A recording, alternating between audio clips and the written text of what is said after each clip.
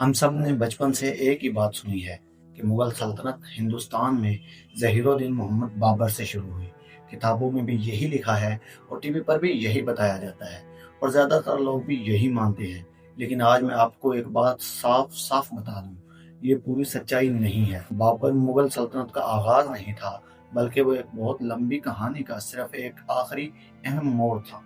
असल मुगल सोच, असल मुगल ताकत, असल मुगल खून और असल मुगल सल्तनत की बुनियाद बाबर से कम 200 साल पहले रखी जा चुकी थी। आज की इस वीडियो में हम जानेंगे कि मुगल लफ्ज आया कहाँ से, बाबर किस खानदान से था, बाबर से पहले हिंदुस्तान पर हुकूमत कौन कर रहा था, और सबसे अहम सवाल, क्या बाबर एक सल्तनत बनाने वाला था या एक तैयार सल्तनत का वारिस था।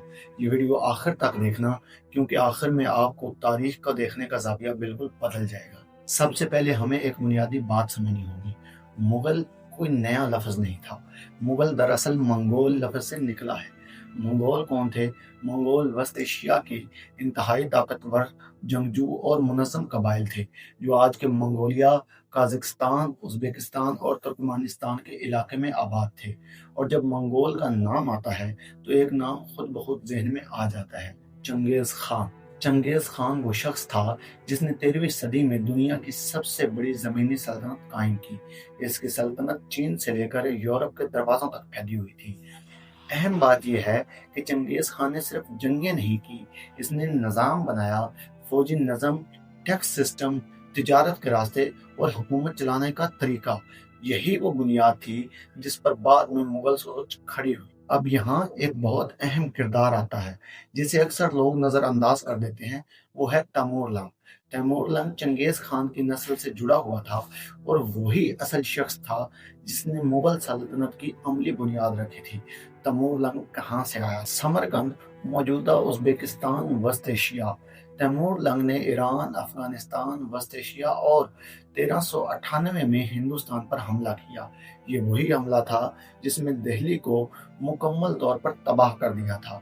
एक अहम बात यहाँ पर आप समझें, तैमूर लंग ने हिंदुस्तान पर हुकूमत नहीं की, लेकिन इसने ये बात को साबित कर दिया कि हिंदुस्तान को बाहर से आकर फतह किया जा सकता। इसने फौजी हिकमत अमली छोड़ी, जंगी नफ्सियात दी और एक ख्वाब छोड़ा। ये ख्वाब बाद में इसके पड़पोते ने पूरा किया। अब आते हैं असल किरदार की तरफ। ज़हीरुद्दीन मोहम्मद बाबर।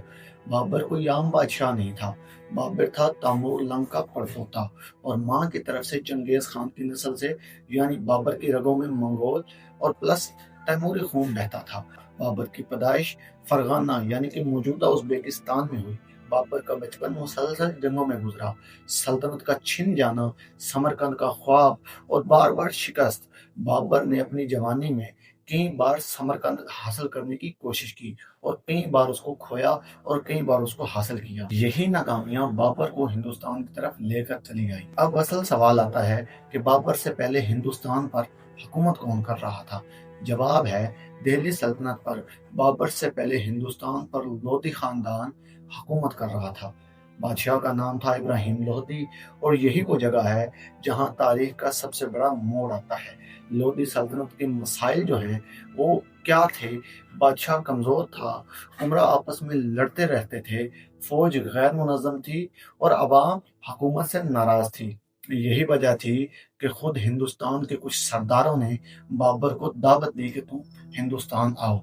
यानी बाबर बाहर से जबरदस्ती नहीं आया था, बल्कि अंदरूनी कमजोरी ने इसके लिए रास्ता बनाया था। और जब बाबर हिंदुस्तान आता है तो सच जाता है पानीपत का मैदान। एक तरफ इब्राहिम लोधी की बड़ी फौज मगर पुरानी जंगी तकनीक, दूसरी तरफ बाबर कम फौज मगर तोपें और जदीद हिकमत अमली। यही फर्क था।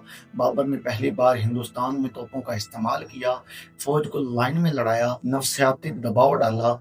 नतीजा क्या हुआ? इब्राहिम लोदी मारा गया, दिल्ली सल्तनत खत्म हो गई और एक नई ताकत सामने आई। लेकिन यहाँ एक बात आपको याद रखनी चाहिए कि बाबर ने सल्तनत बनाना शुरू नहीं की थी, बल्कि एक कमजोर सल्तनत को अपनी मजबूत विरासत से जोड़ दिया था। यहाँ सबसे अहम सवाल आता है, क्या बाबर ही असल मुगल सल्तनत था? सच ये है कि बाबर ने बुनियाद रखी थी, लेकिन सल्तनत को असल ताकत अकबर, जहांगीर, शाहजहां ने दी। बाबर सिर्फ 4 साल हिंदुस्तान में रहा, ज्यादा वक्त जंगों में गुजरा। असल मुगल निजाम अकबर ने बनाया, और अकबर के बाद जहांगीर ने इसको बहुत ज्यादा मजबूत किया। शाहजहां ने इसको उरूज पर पहुंचा दिया।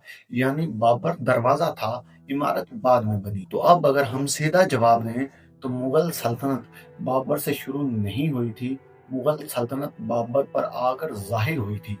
इसकी जड़ें थी चंगेज खान, तैमूर लंग, वस्तेशिया, मंगोल सोच और जंगी निजाम। बाबर इस दरख्त का फल था जिसकी जड़ें सदियों पहले लग चुकी थी। यही वो तारीख है जो हमें मुकम्मल तौर पर नहीं पढ़ाई गई। अगर आपको ये वीडियो सिर्फ एक नई मालूमात लेकर गई है तो समझे कि मेरा मकसद पूरा हो गया है। अगर आप चाहते हैं कि अकबर की असल पॉलिसीज, मुगलों का जवाल या फिर मुगलों से पहले हम हिंदुस्तान की असल मुकम्मल तारीख, तो कमेंट में ज़रूर लिखें और चैनल को सब्सक्राइब कर दें, क्योंकि यहाँ हम वही तारीख बताते हैं जो किताबों में अधूरी रह जाती है। मिलते हैं अगली वीडियो में पाकिस्तान और बड़े सगीर की एक और छुपी हुई सच्चाई के साथ। तब तक के लिए अल्लाह हाफ़िज़।